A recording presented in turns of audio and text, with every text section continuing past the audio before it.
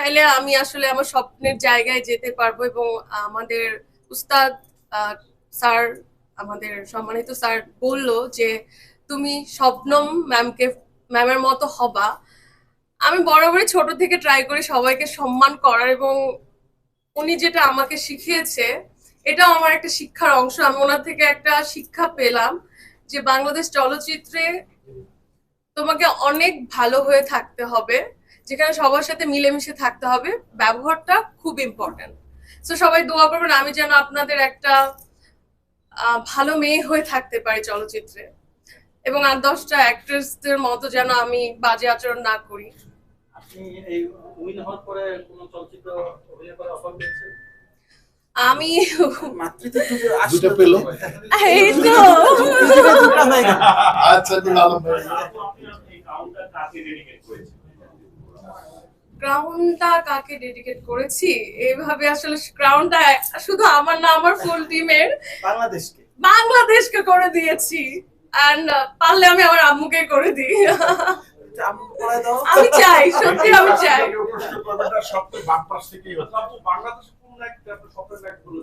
নায়িকা নায়িকা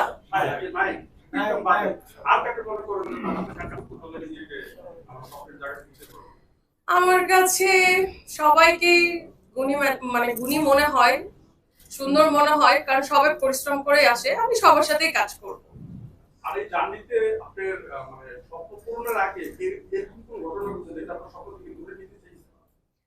আসলে সব জায়গায় পলিটিক্স থাকে, হ্যাঁ পলিটিক্স সব জায়গায় থাকে, বাধা সব জায়গায় থাকে, বাট আমার মনে হয় যে বাধা পথে আসবে, বাট বাধাকে আমি পিছনে ফেলে আমি আজকে অনন্যা এগিয়ে যাব। আমি বাধাকে বাধা মনে করি না কখনো। প্রত্যেকটা সরি কোনটা ছিল প্রথম প্রশ্ন? করতে চাইলে তো এখন আমি সবার সাথেই করবো, বাট যদি স্পেশালি করতে হয় তাহলে তো আমি অলরেডি আমার বিয়েতে স্বপ্নের হিরোর সাথে কাজ করেছি, আর আমার দুইজন পছন্দের হিরো শাকিব খান, আমি তার সাথেও করার আমার ইচ্ছা আছে। আর বরাবর সব হিরোই বেস্ট, ভালো, সবাই ভালো। কোন নায়িকাকে আপনার পছন্দ হয় এবং কোন নায়িকার মতো করে কাজ করতে চান? আসলে আমি যদি অ্যাক্টিং এর দিক থেকে সত্যিই দেখতে চাই তাহলে শাবনূর ম্যাম, ওনার অ্যাক্টিং তো আমাদের বাংলাদেশে আসলে ওনার উপর দিয়ে কেউই হয় না, তো ওনার অ্যাক্টিং আমার কাছে অনেক ভালো লাগে। তো আমি চাইলে তার মতো তো কখনোই হতে পারবো না, বাট তাকে ফলো করি। আসলে একজনই শাবনূর থাকবে, দুই পিস কখনো হওয়া সম্ভব না, আমার মনে হয় না। মোটামুটি শেষ। ধন্যবাদ ধন্যবাদ অনন্যাকে। আসলে কোন শিল্পী কারো মতো হয় না, কারণ সে তার নিজের যোগ্যতায় ছাড়িয়ে যে অনেক দূর। তার অনন্য উদাহরণ হচ্ছে সাকিব খান।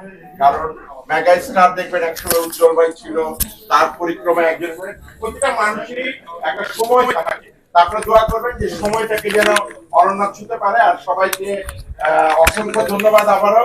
আপনারা ডিনারের জন্য নিজ নিজ চেয়ারে বসতে পারেন এবং তারপরে খাবারের উপর ঝাঁপিয়ে পড়েন।